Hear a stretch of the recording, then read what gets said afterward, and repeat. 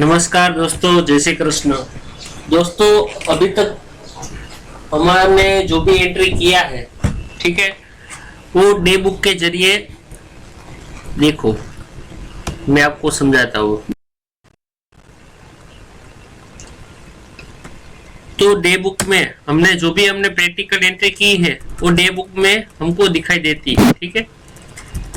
हम जो भी टाइम पीरियड सिलेक्ट करेंगे उस हिसाब से हमको ये यहाँ पे डे वाइज में कौन से वाउचर में कितनी एंट्री की सब आ जाएगा, ठीक है। अब दोस्तों, मान लो हमको कैश की एंट्री देखना है, हमारे पास में कितना कैश है, हमें कैश का लेजर देखना है। तो क्या करने का, सिंपल, वाउचर में लेजर में डी, ये एल, लेजर में किसका लेजर देखना है, कैश लेजर, ठीक है।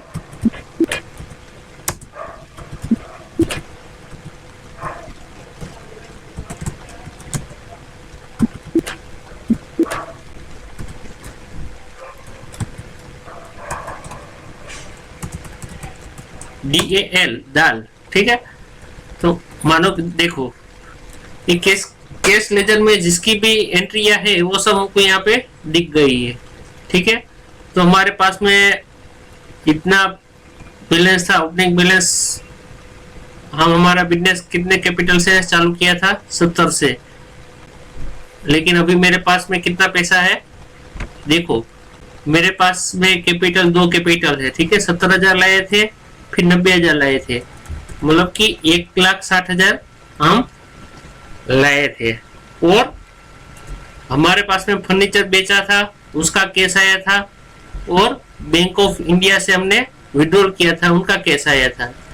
तो हमारे पास में जो ओपनिंग, देखो ओपनिंग तो नहीं बोलेंगे, लेकिन 1,600-500 था।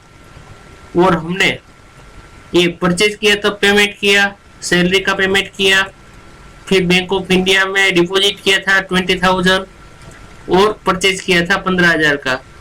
तो टोटल कितना हुआ था, 61। तो हमारे पास में कितना कैश बचा है, 1,07,500। तो जब भी हम कोई लेजर, हमारा बॉस है, वो हमको बोलते हैं कि भाई कितना हमारे पास में कैश पड़ा है, तो आप इजीली 1 क्लिक में आप देख सकते हो।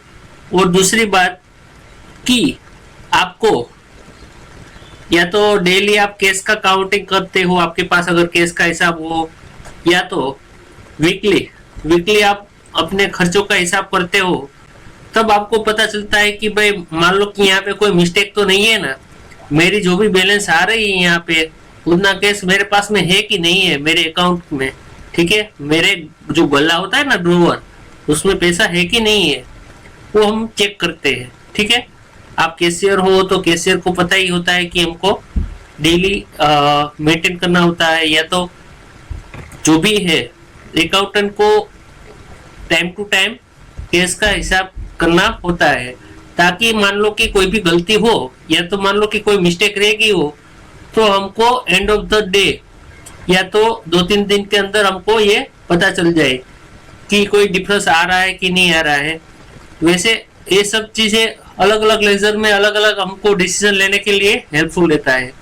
तो मैंने बोला ना भाई, हमारे टेली का सॉफ्टवेयर है, हमको लेजर ऑटोमेटिक, हमारा लेजर ऑटोमेटिक आ जाएगा, ठीक है। तो ये टेंशन लेने की जरूरत नहीं है। देखो ये कैपिटल अकाउंट, ठीक है, समझ में आ गया। पहले 70,000 लाए थे, फिर 90,000 कैश लाए थे। आप पिछली मेरी वीडियो देख लेना, ठीक है। तो हमारे पास में कितनी कैपिटल है, ठीक है, हमने कैपिटल कितनी इन्वेस्ट की है। कई बार क्या होता है कि 2-3 महीने में हमारा सेट कई बार हमारे पास से पैसे ले जाते हैं, पैसा विड्रॉल कर देते हैं, ठीक है।